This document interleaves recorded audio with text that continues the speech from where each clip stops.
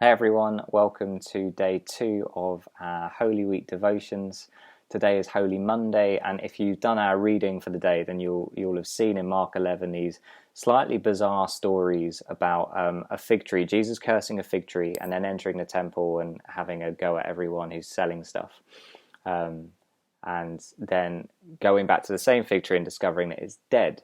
And it's a bit bizarre, these kind of like this top and tailing thing, and sometimes we can hone in on just the fig tree and be like, oh, what's going on there? We can hone in on just the temple and kind of make our assumptions about what's going on there. But what's interesting is the Gospels seem to want to put these two stories together almost like they explain one another, almost like they help us understand the other. Interestingly, although in Mark we get olive tree, temple, olive tree, fig tree, temple, fig tree. In other Gospels, we get temple, fig tree, temple. So they sit together and explain one another, but different Gospel writers have presented them in different ways. Anyway, I thought I'd do a quick explainer video letting you know a little bit of what's going on here. So the key thing that is worth knowing is that in the Old Testament, fig trees represent something about the health of the nation of Israel. So we have this idea of if Israel is as it should be, if shalom reigns, then every man gets to sit under his vine and fig tree. It's almost like fig trees bearing fruit represent Israel being fruitful and being at peace and being how it's meant to be. Similarly, in Joel chapter 2, we had this phrase about God redeeming Israel and saying, I'm going to send my rain and the fig trees are going to be in bloom and they're going to grow figs and you'll have fruit and it'll be lovely. So then when we get Jesus in Mark approach this fig tree that is in leaf and therefore should be in season, should be bearing figs, and he finds it barren, he gets angry and he curses it.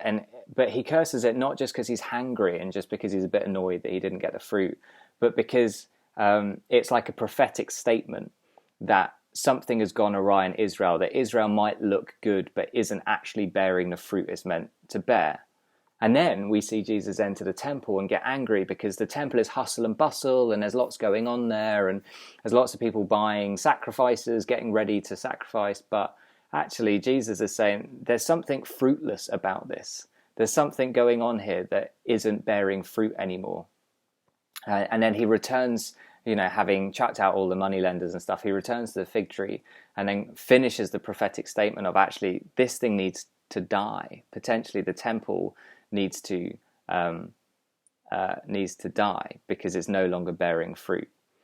So that's kind of part of it. The other part is that, interestingly, the place where the money lenders were, the place where all of this stuff that was being exchanged was taking place, would have been the court of the Gentiles. So it would have been a place that the Gentiles were invited into as a place of meeting Yahweh. Except that they can't get in and worship there anymore because it's become the marketplace of the Jews. And it's almost like potentially Jesus is saying the reason you're no longer fruitful is that people can no longer come, Gentiles can no longer come and taste and see that Yahweh is good.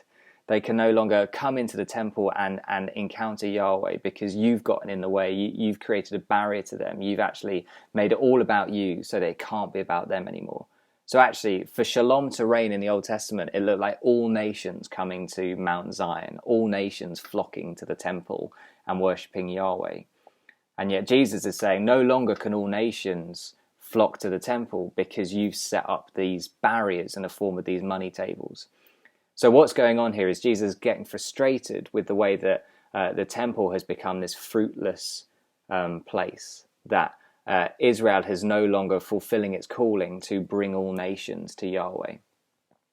So when you read the passages together, that's a little bit more of what it's about.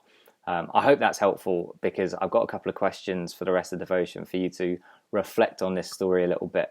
Hope you find them helpful. Enjoy the rest of the Holy Week devotions.